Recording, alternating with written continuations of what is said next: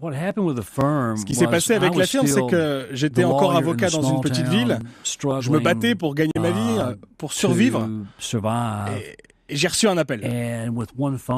Ils m'ont appelé de New York et ils m'ont dit « On vient de vendre les droits du livre pour le cinéma. » Mais il n'y a pas encore de contrat d'édition.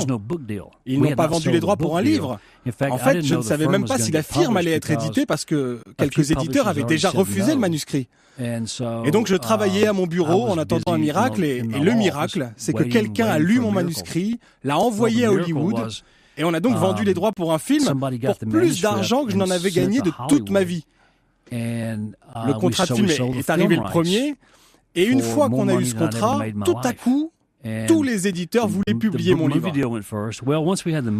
En un mois, on avait le contrat pour le film, le contrat pour l'édition, et on a vendu les droits aux Britanniques, aux Allemands, aux Français, aux Italiens, aux Espagnols. Ça devenait fou.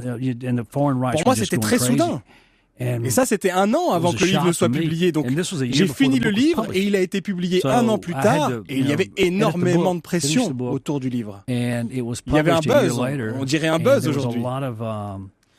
On parlait beaucoup du livre. Et nous, on était un peu nerveux. Après tout ce succès du point de vue financier, on ne savait pas si le livre allait vraiment se vendre. Et oui, il s'est bien vendu. Rapidement, il s'est classé dans les meilleures ventes. Et on a vendu beaucoup d'exemplaires. On en vend encore beaucoup.